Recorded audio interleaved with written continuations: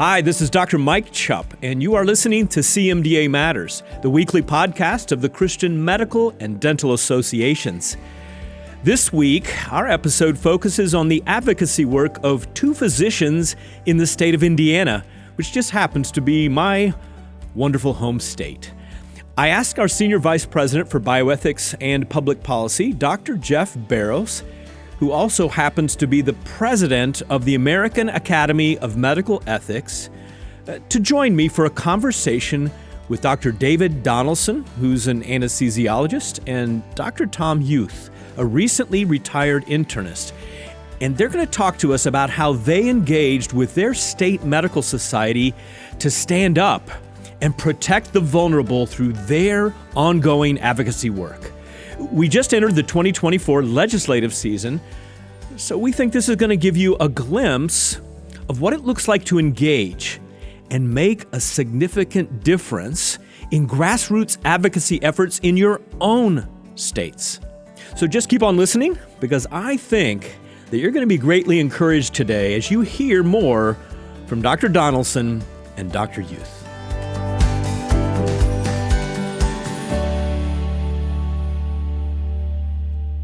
Well, today on CMDA Matters, I am so excited because for a couple of months, Dr. Jeff Barrows, who's with me today as co-host, our Senior Vice President of Bioethics and Public Policy, we have been excited about some things that have happened in the great state. I'm biased, Jeff, the great state of Indiana, because I'm a Hoosier at heart.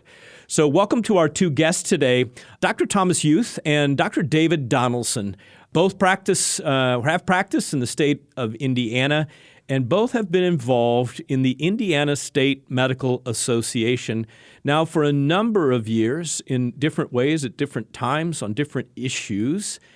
And a couple months ago, Jeff, we got an email that these gentlemen were part of a movement that had some pretty remarkable results, didn't we? It was a tremendous example of what you can do in terms of just grassroots efforts to try and gather other members of a state association around you and make a difference at the state level, which they made a tremendous difference in Indiana. Well, let me just say a little bit about our guests. Dr. Tom Huth is an internist, Richmond, Indiana, more than 30 years of clinical, administrative, and leadership experience.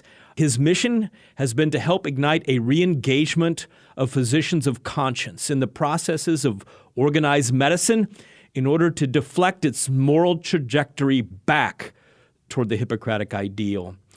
Dr. David Donaldson is an anesthesiologist and, like me, has been involved with CMDA since his first year of medical school. He's been chapter sponsor and campus advisor at IU Fort Wayne for 12 years. So welcome, gentlemen, to the program after those introductions. Thanks for having me. It's good to be with you. Yeah, thank you so much. Well, this fall, as we alluded to in our lead up to these questions, the two of you as Christian physicians, you work together with several other Christian background delegates of the ISMA to bring about significant change within that association. So would you just tell us your story? And Dr. Huth, could you get us started here today? You've been involved for a number of years with the ISMA, and over the last 3 or 4 years, you've seen some changes. I'm a 30-plus year member of the ISMA, and really in the last, I would say 10 years, certainly the last 5, it has taken very much more of kind of a leftward tilt in the policies that are adopted, and it's been very concerning. And, Indiana is a pretty conservative state, and I don't feel that some of the policies that are adopted really represent kind of the center of gravity of the physicians. But over time, as I've observed things and able to do that from a position of some leadership in the association, I've been involved in a number of commissions. I'm a district president, serving in various ways and getting to know people and seeing how the process works. What I realized is that really just a small handful of more, say, radical elements have been really working to change things over time.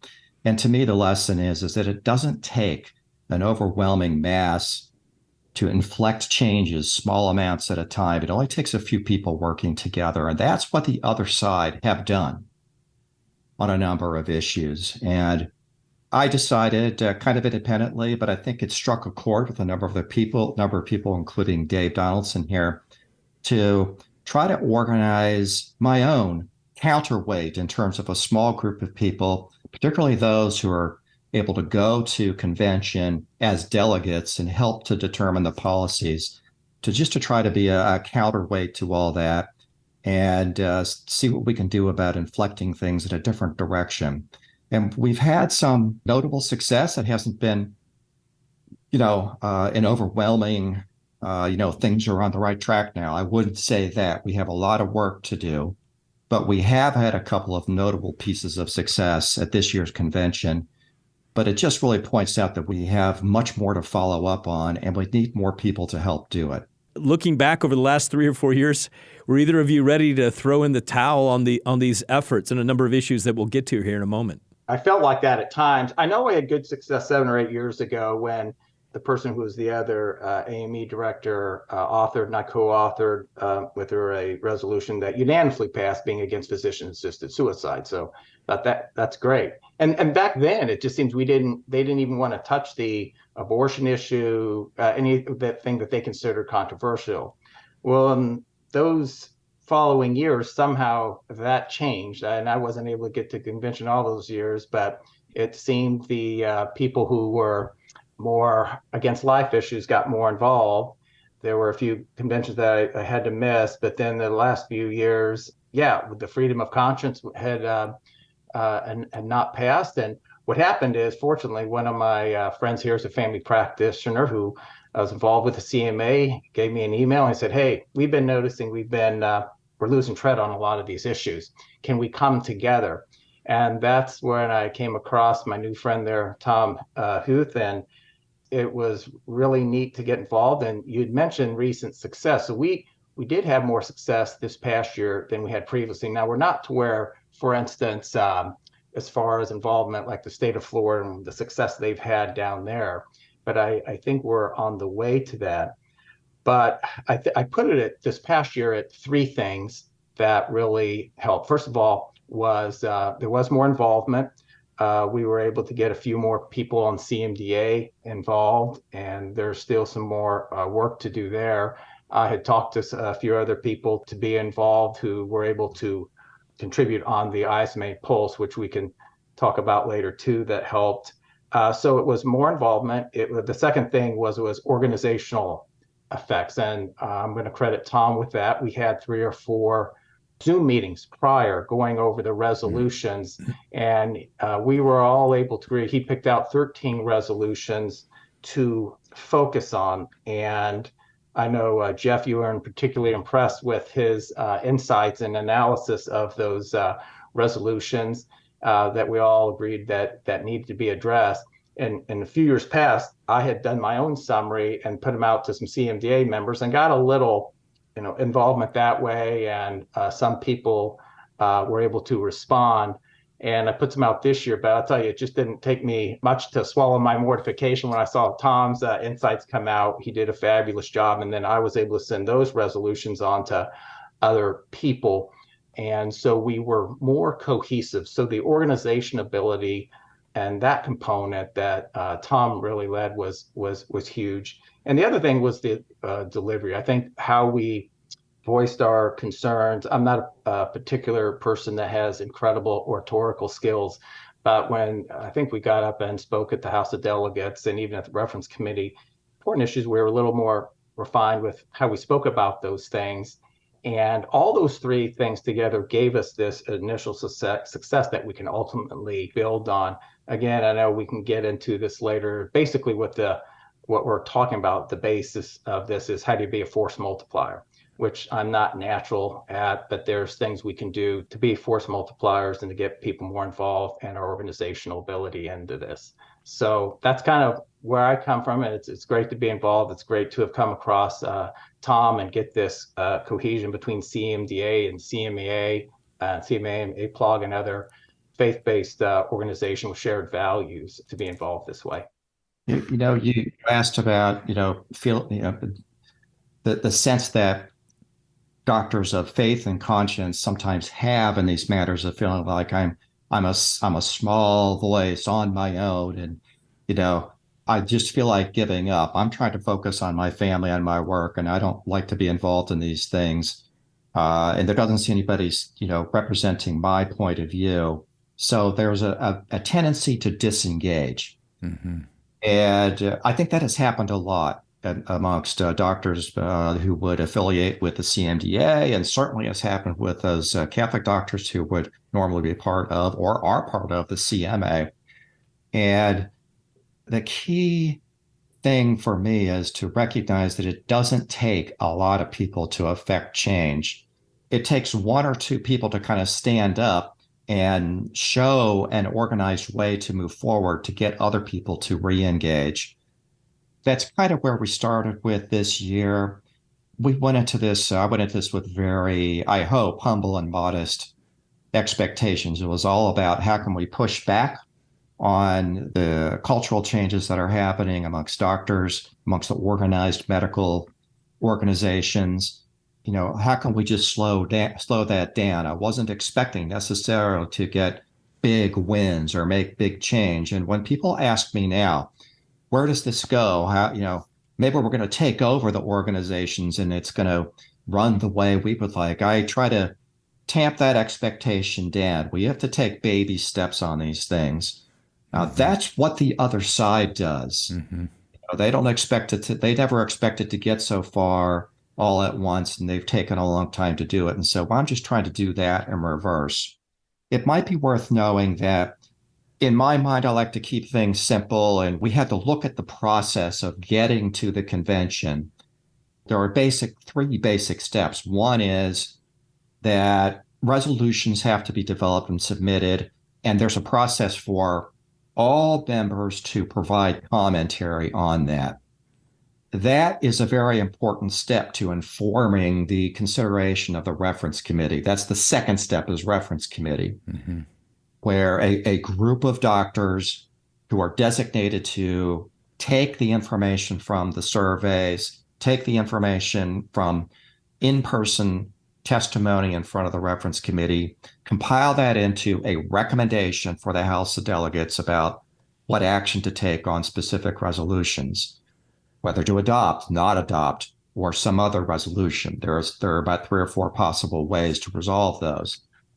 What I tell people is what the reference committee says to do, there's a 70-80% chance that that's what will happen with it, with a particular resolution. So these first steps, the online survey, feedback, and the reference committee testimony, super critical, because if you neglect those pieces, it's hard to get action the way we want at the House of Delegates. Well, as I listen to both of you, I clearly can see that the main reason that you had the success that you had this past meeting is, as you're describing, the advanced planning. Absolutely critical. But I'd like to transition a little bit into the partnership of the network, as you've briefly mentioned, not only CMDA, but the Catholic Medical Association. How critical was that partnership coming together in achieving the success that you did achieve there in Indiana? I would say that it is a real partnership, but it's a little bit more informal than formally at the level of the leadership of the two organizations. And from my perspective, the way it played out was I was just contacting people trying to find out who might be advocates with us outside of the bounds of my own organization. And so I got introduced to Dave. And so we started communicating down to the members level to encourage people to get involved. It was not only Dave, Christina Francis did through her contacts in APLOG. There were a couple of other people who are recognized leaders that we brought into the conversation. Going forward, we probably do need to make it more of a little bit more formalized coordination at the level of the leadership. But that's something we didn't really have. It was more of, this year it was more of, here's this idea, we're trying to gather some people together to make some things happen, and here are the steps that we need to take. And the big thing was to get more of the folks associated with the organizations to actually become members of the State Medical Association so that they could provide commentary And they didn't have to go to convention. They didn't have to stand up and testify in front of a lot of people, but they did need to be able to participate in the online service. So they had to become members again. And that was probably the hardest step, actually, getting people to have enough confidence to put their money into that. So maybe the really shortest answer to your question is it was less of a formal coordination between the organizations than it was individually contacting members through our networking within the organizations. We have made the same argument, Tom, through our membership. Is we have members that get very frustrated with belonging to these more and more liberal medical associations. They want to leave, but we want them to stay in and be salt and light. I'm very glad you brought that up. And so, Dave, I wanted to ask you, and along the same line, I think you were the one that came up with the name of a Hippocratic caucus. Was your purpose in that to have other groups join in the effort and to emphasize your overall theme of do no harm, or did you have something else in mind? I'll just say I didn't look that deeply into it. It was just I like practicing Hippocratic medicine. You look at it now, and it's neat that other faiths can join in that agree with the issues that we're talking about. But I knew it'd be great if it could encompass more groups of people, faith-based or not. I'm here. I took the Hippocratic Oath, the original Hippocratic Oath. I'm here to practice traditional Hippocratic medicine. And I think that was just a good name to have to going forward that hopefully can appeal to people. The last step in the whole process was having delegates at the convention who were working together. We had pre-coordinated how we would offer debate and so forth, and who would go to the reference committees to testify and such like. And we had meetings at the convention, and a couple of people noticed what we were doing and offered to join in. So we had about 12 out of the 120 registered delegates who were actually coordinating in this way. And what I noticed about the people who were involved is that most of them are people who come from Christian faith backgrounds. A couple of them, I would say, are more from a libertarian perspective, and that kind of has an impact on how you approach specific issues. But those people were more interested in pushing back on the growth of the woke cultural attitudes in organizations. And this gets back to the question of what to call the group. I've been asked, what are we going to call this group? And we had considered some other names, but I think Dave's idea of using Hippocratic in the name was a really good one, because the Hippocratic promises, the Hippocratic ideals are what I would consider to be kind of corollary to the moral law. There are aspects of all the points of moral law. As people of faith, we know those come from God. Our God is the God of all science, all morality. Yet at the same time, people who don't come from a faith background or maybe come from a Muslim or Hindu faith background, they can embrace the moral law because they are the things that we all agree. We don't kill, we don't steal, the ways we interact with each other. Those are kind of universal. And so rather than make it about the Christian faith, in order to enlarge our tent, if we concentrate on the Hippocratic ideals, then we can engage more people who won't be made to feel that they're being evangelized to Christianity, which is a whole separate issue from what we're trying to accomplish. Well, Dave and Tom, you sent us a beautiful activities summary about a month or so ago, and I think there were 13 resolutions on the list. And, for our listeners' sake, just some of the titles: freedom of conscience in healthcare, regulating crisis pregnancy centers, a couple of resolutions on gender transition or gender-affirming care, pronoun use, evidence-based medicine, diversity, homeless, just a long list. As you think about these resolutions that you prepared for in advance, which of the victories are you particularly proud of and you think were most significant? And maybe which of the losses, because you didn't win everything, or were stinging to you? Well, I'll say just a few things on that. I know that the big one was the freedom of conscience issue, and to show the recent success. 2 years ago or 3 years, it wasn't even hardly considered. Okay. So the freedom of conscience, then the next year, there was a little bit more support. But then again, we got together. And by the way, one of the things that happens when you come together with other groups like us, it's to me, it's more than synergistic. Okay. So it's great because courage is contagious. And when people come together and they see other people interested in the same, it's a great feeling. And I think people saw that with the freedom of conscience issue. And so that passed this past year. And whereas 2 years ago, we didn't think it really had a prayer. That was one of the major victories. The other thing is Tom did a great job of co-authoring a resolution to be more in line with our state laws with the transgender issue. And we were able to pass his resolution and go against a transgender a resolution that went the opposite direction. And I thought that was, those were two of the largest victories. There were a few other ones that were 50-50. And we definitely won more than what we had in the past. And I don't know if Tom wants to build on that at all, but those were good ones. You've certainly articulated where I would go with it, which is we had identified the conscience rights protection resolution as our top priority. That was authored by my colleague, Dr. Tina Reichley, who's been proposing it for several years and has never really gotten much of a hearing prior to this.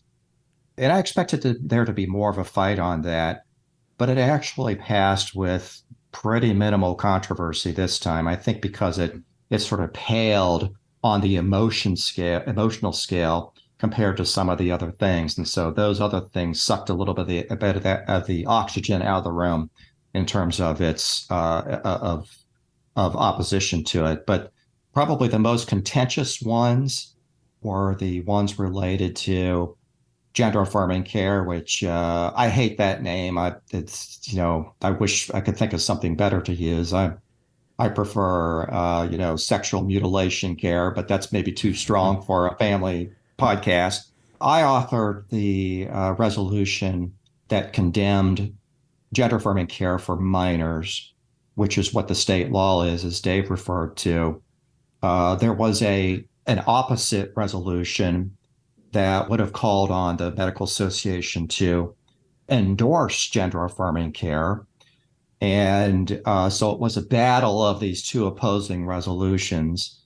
And I will be honest and say I didn't necessarily expect that to pass. It was not our top priority, but the way the reference committee sort of split the baby on it was as they modified the resolution supporting gender affirming care to say that it applied only to adults. So both resolutions were adopted, actually. So the current policy of ISMA is opposing gender affirming care for children and allowing adults to make their own decisions on this, which to me is a fairly acceptable compromise. Mm-hmm. But the fact that we were able to get my resolution passed was actually a huge win. It was very perplexing for the other side. And I think it really kind of ruined their day, judging by their body language and how ferociously they fought. I mean, they tried to use a couple of different parliamentary procedures to get mine quashed, but those were not successful. Unusual parliamentary procedures that we hardly ever see undertaken. So felt pretty good about that, felt really good about getting the conscience rights protection passed. But you asked about ones that we didn't get everything we wanted, didn't really expect to. But I think the one that stung me personally, and you could feel differently, Dave, I'd like to hear if you have a different feeling. The one that kind of stung me was there were two opposing resolutions, one of which someone on our team authored about gender neutral language. And our compatriot authored resolution saying that gender neutral language should not be used, that just simply good grammatical language should. The opposite one was that gender neutral language should be adopted by the State Medical Association. Unfortunately, we lost on both of those. And I would tell you that particularly bothers me because language is super important It is. to the left. Yeah. They know that they can control how we think if they could control how we speak. And so that's why it was important to me. It may be something we can come back on in a future convention, but that one I really felt bad about. Yeah, I wanted to tell you, Tom, that you're not alone. Jeff and I have heard this over and over again about it. Just almost it leaves a bad taste in your mouth to use those words, gender affirmation. And it's almost as if, thinking in a sports analogy, you've spotted the other team a whole touchdown before you even have the opening kickoff. We're going to give you 7 points because, frankly, we're going to use these words. We don't like them. So other terms, and Dr. Barrows can help me, I'm sure you've heard gender transition procedures, as opposed to putting gender and affirmation together. Jeff, other terminology that you've heard used? Well, the one I use is very similar to what you just mentioned, gender transition therapy. It's the most specific. It is what the therapy undertakes without using the word affirmation. I think that's the one we want to avoid if at all possible. Yeah. Yeah, so just for our listeners, don't spot the other side a touchdown, maybe even 2 touchdowns, because of how important that language is. Well, Dave, I know that you work full-time as an anesthesiologist, and I'm sure that there are many listeners to the podcast right now that are thinking they don't have what it takes in terms of speaking ability, or especially time availability, or maybe even subject matter expertise on many of the issues that come up. And I'm sure a lot of members think that they don't have the expertise to deal with the whole gender transition issue. But how would you respond to our members that would kind of raise these types of objections to becoming involved in their state medical association? I can see what people are thinking. I mean, if I can do it, anybody can do it, because I don't have any of the time, or sometimes I don't feel like I have the ability. But I think you got to remember, God doesn't always call our ability. He calls our availability, and he doesn't always call the qualified. He qualifies the called. And I think that it is important to make time. And so, yeah, I still work full time. I have call duties, family obligations, and so forth. So sometimes I feel like nobody has less time to do things than me. But the important thing is that can't as much be used as an excuse now, because the ISMA, as many state medical associations, has made it so easy. And we've made it easy through concentrating on certain resolutions. These are the ones that, we need to look at. But they made it so easy with in our situation called the ISMA Pulse, where you can just get on and do your thing, look over the resolutions, and do your vote. In fact, on a true story, one of my partners who shares the same values, he's not a CMDA member, but I told him about this and he was interested, and he was visibly disturbed at one of the resolutions that came forward to get rid of religious exemptions for vaccines. And so he saw that, he saw the resolution, he got on, he got his password, he got onto the site, he read through the resolutions, and he did the voting within 15 to 20 minutes. So that was pretty amazing. He said, wow, I wish I would have done this last year. This is a lot easier than I thought. So in those superficial involvement can be very impactful, more impactful, as we alluded to before, than what people think. So we have made it time efficient. Yeah, as far as ability, you just do the best you can. I don't always consider myself the most well-spoken person, but just being present and giving your comments is very impactful.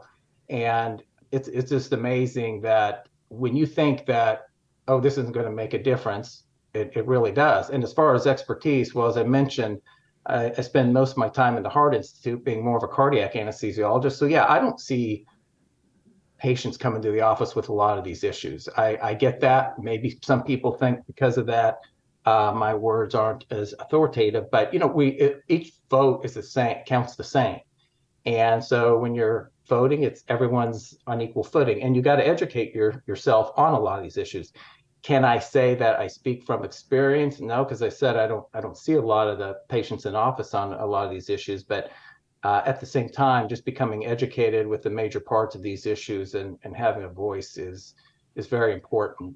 So, you try to be a force multiplier at multiple levels. And I think sometimes just the individual conversation with somebody can be most effective means of doing that. Dr. Tom, I wanted to ask you, how would you advise those who are listeners all over the country from different states, after joining the State Medical Association is a very first concrete step, But what are the next steps in terms of getting involved, especially if they don't know anybody like you guys are in Indiana? They don't know anyone. What are the steps you'd advise since you've been involved all these years?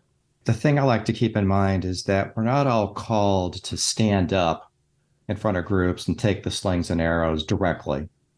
I think I'm terrible at quoting scripture, but St. Paul says somewhere that, some people are called to be teachers, some people are called to be prophets, etc. And so there are a variety of rules that people do according to their availability, ability, desire. And the first and key one is be sure to offer input when it's requested, and in particular for these resolutions. I think all states operate pretty much the same way with essentially membership comment on proposed resolutions. I can't tell you how important that is. And so if people will do at least that, because all of that is very important at weighing at the convention. I think it's important for people in their own states to try to figure out who are working on these things in an organized way. Now, I'm becoming a little bit more of a well-known in the state of Indiana, and Dave is, where people can go to, and I make an effort to go out and meet more people. I did this past weekend in Indianapolis and collected some names and email addresses for people who want to get involved to try to help them figure out where they fit in. There's somebody in your state. If you're in Tennessee, or you're in Texas, or you're in Illinois, in fact, I know for sure there is somebody in Illinois who's trying to do something similar. You've got to ask around and make connections through other people to get to be introduced to those individuals so that there's an opportunity to work in a more coordinated fashion. Dave has referred to the fact that there's a force multiplier effect. I really love that term because we go to convention as a small group of people who are organized and more coordinated, just as the other side has done for a long time. Yet there are, 100 other delegates who have to be persuaded. The vast majority of those aren't really firmly in some camp or another. And many of them, I'm going to be honest, haven't even read the resolutions before going to convention. They are simply reacting to how persuasive the speakers are on different topics and how these issues may resonate with their own value systems, which can be variable. So the force multiplying effect is that those who come prepared and organized are going to have the biggest sway. That's the opposite end of the spectrum. If you want to be as involved as getting on the committees, becoming a delegate, standing on the floor and speaking, it's not for everybody. I understand that, but there's some other way you can be involved. Ones I haven't mentioned is that there are committees and commissions within the State Medical Association that have members on them. A super important one is the Commission on Legislation, because that is the group that advises the lobbying team how to approach specific pieces of proposed legislation. The resolutions are one thing, but what has to be reacted to is the language of specific legislative efforts, legislative pieces of proposed law, and that requires nuance, and that requires involvement of people on the key committees. Commission on Legislation is a super important one. And there are others as well. So there are various places people can fit in. At a minimum, they've got to join. They've got to be plugged into the groups who are working in a way that fits with their value systems, and get familiarized with the resolutions and help to vote on those up or down. Well, I'm curious, Dave and Tom, how would you describe the doctors who are advocating at these meetings for abortion or assisted suicide, or we've mentioned gender transition, especially those that are advocating to limit conscience freedoms? Are they academic? Are they private practice, older, younger? And I recognize that it may be different in Indiana than in other parts of the country. But I'm curious, what has been your experience as you have seen these people at this meeting and giving testimony opposed to what we as Christians would advocate for? It seems to be a lot of them are associated with academics, and there is more medical student involvement. A lot of the resolutions seem to be that they'll put forth resolutions that we tend to disagree with, or some people may put on the be more woke or whatever term you use. And there's a few from outside, but I would say it's mainly in those two categories. Yeah, that's right. I mean, the ones that are most objectionable tend to emanate from doctors who are younger, but especially medical students. And I hate to paint medical students in a negative light, but I think what we have to realize is that they are completely under the sway of the philosophical examples they've been provided by professors and so forth. And as we all know, the academic world is highly anti-life and anti-conscience. And there just is a distinct leftward tilt to everything that comes from academics. And so kids going into that don't have life experience. They work from these examples. And there's an effect where young people especially, we all like to feel that we belong to something bigger than ourselves, and we're having an impact in the world. And it's very seductive to these medical students to be felt that they could be part of a crusade to work on behalf of the oppressed and for rights, people's rights to things like abortion. And they feel like they're on a crusade. That's it really gets the dopamine hits going. And that's where this comes from. Of the objectionable resolutions at our convention in September, most of them were proposed or participated in by medical students, and they are highly organized. Not all of them were, but most of them were. I think a lot of us are aware that at the AMA fall meeting that concluded recently, there was a resolution to be neutral on physician-assisted suicide and to change the euphemism referring to it to medical assistance in dying, which is what they call it in Canada. That did not pass because of advocacy on your part and part of CMA and other groups.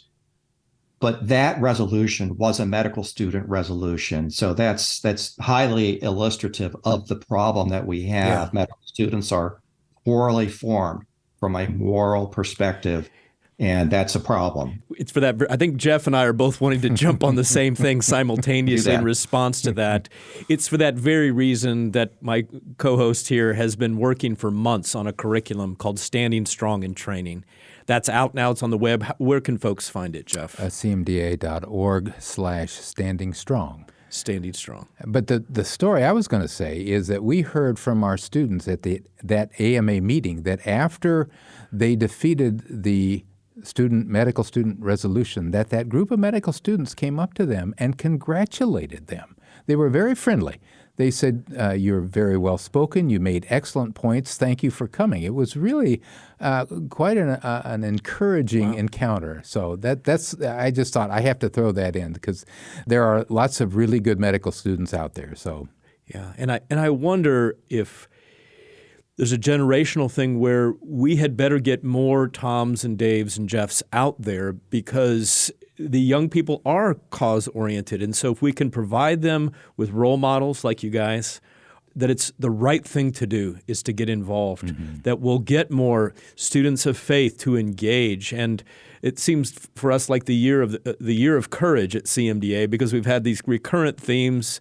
This week we're releasing on the podcast an interview with Finnish Dr. Päivi Räsänen, who's been taken through the court system for her Bible tweet. And Professor Robbie George at Princeton, courage is contagious. I think I heard one of you say it earlier. So what you're doing is going to be contagious in Indiana, and I hope because of this podcast, contagious to other representatives in various states. Jeff, any final thoughts here as we close? I would love to see a Hippocratic caucus in all 50 states. That would be a dream come true for me, and groups that we could go to as some of these things come up, not just at the Medical Association, but also at the state legislatures that are so anti or so opposed to biblical values. That would be a terrific thing. And encouragement to both of you, because again, I'm from Indiana, and I've had some communication with one of the senators there in the state legislature, that it only just takes a couple of voices to counter the narrative, and they're able to pass Bible-friendly, faith-friendly legislation. They just need a few voices. So thanks to both of you. And we're going to be following what happens in the Indiana State Medical Association, I think. Well, I look forward to working with you both through the AAME, and Lord willing, we can have some more victories. Absolutely.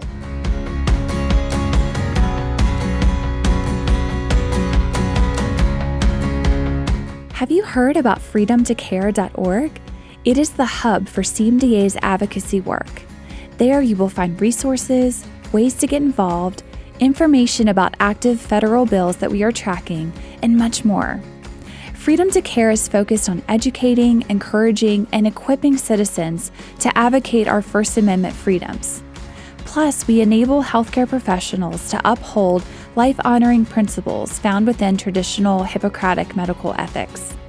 For more information, visit freedomtocare.org. That's freedom, 2, care.org.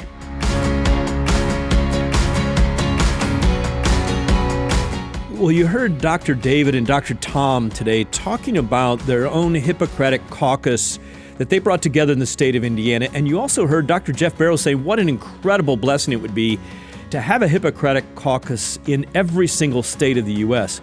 I want to let you know that the Alliance for Hippocratic Medicine, and CMDA was a founding member of that gathering of 5 different associations. They've made a way that Hippocratic caucuses in the states can become members of the AHM, the Alliance for Hippocratic Medicine. If you'd like to learn more about how you and your colleagues in your particular state could form a caucus and become part of the AHM, you can reach out to us at advocacy@cmda.org. You know, one of the 4 key areas of ministry here at CMDA is clearly, if you listen to our program, advocacy. And we focus our efforts on protecting the vulnerable in regard to the issues where Jesus Christ has the greatest concern, at least as we see that concern revealed in the Scriptures. As we seek to communicate these scriptural truths in love, our advocacy team is working with other like-minded organizations as well as individuals in both the state and federal arenas. I want to ask you, friends, will you get involved this year in CMDA's advocacy work and help us represent biblically consistent views on issues like assisted suicide, abortion, transgenderism, and others? With your help, we can stand against the legislative and cultural changes that are facing Christians in healthcare in our country. We need your expertise in healthcare in order to promote our Christian worldview in all 50 states. Again, if you'd like to get involved, contact CMDA's advocacy team by using the email address advocacy@cmda.org. And you should know you can also visit our website, cmda.org/advocacy.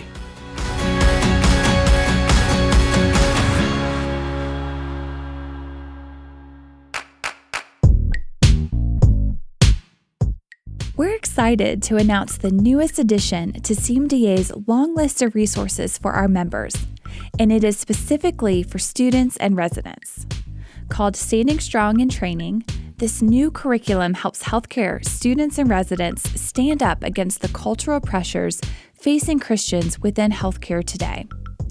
The curriculum's 7 modules are designed for group settings, allowing attendees to solidify their foundational worldview beliefs regarding important issues, such as the beginning of life, end of life, and biblical sexuality.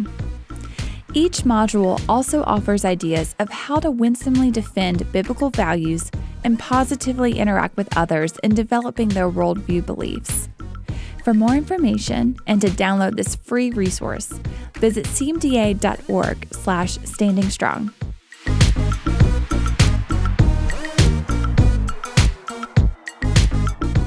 Well, unless your name is Rip Van Winkle, you certainly know that 2024 is an election year in our country, and it's already dominating all the headlines. We want to help you sort through all of the noise and the tension that such elections tend to bring even within our churches. We're inviting you to join CMDA and our friends at the Hendricks Center at Dallas Theological Seminary for a free webinar. It's part of our partnership called the Convergence, Critical Conversations for Healthcare and Theology. We will be exploring what is going on within the two kinds of evangelicalism in the public square. How you can think about it biblically and how and why God has the church in His plans for such a time as this at this point in U.S. and world history.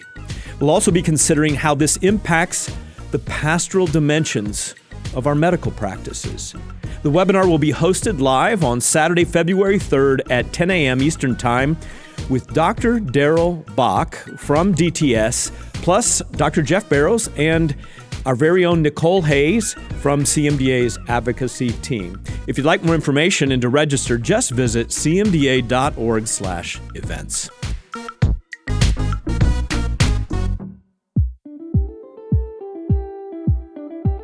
Well, God willing, Dr. Barrows and I will be here next Thursday for a conversation with Dr. Jeff Hansen. He's recently released a new book that speaks into the ongoing transgender issue. As always, if you'd like to suggest a future guest for us to have a conversation with on our podcast, you can email us at cmdamatters@cmda.org. And if you like our podcast, especially if you listen regularly, please be sure to give us a 5-star rating and share us on your favorite social media platform. As we close this week, I want to share a few verses that I think show how work in advocacy aligns with the commands of Jesus from His Sermon on the Mount, and they come from Matthew chapter 5. You, Jesus tells us, are the salt of the earth. But if salt has lost its taste, how shall its saltiness be restored? It is no longer good for anything except to be thrown out and trampled under people's feet. You are the light of the world. A city set on a hill, it cannot be hidden. Nor do people light a lamp and put it under a basket, but they put it on a stand, and it gives light to all in the house. In the same way, let your light shine before others, so that they may see your good works and give glory to your Father who is in heaven. We, friends, have a biblical calling to be the light of the world, and we're committed to letting our light shine before others through our work here at CMDA in advocacy. And we have the ability, we do have the ability to use our expertise in healthcare to make a difference on both the state and federal levels, just like Dr. Donaldson and Dr. Huth are doing in the state of Indiana. I hope that this week's episode encourages you, that you would pray about how God wants you to use your gifts and your experience and your areas of practice and knowledge to bring His hope and His healing to the world through advocacy efforts. Well, that's what matters to CMDA, friends. And CMDA matters. We'll see you next week, God willing. This podcast has been a production of the Christian Medical and Dental Associations. The opinions expressed by guests on this podcast are not necessarily endorsed by the Christian Medical and Dental Associations. CMDA is a nonpartisan organization that does not endorse political parties or candidates for public office. The views expressed on this podcast reflect judgments regarding principles and values held by CMDA and its members and are not intended to imply endorsement of any political party or candidate.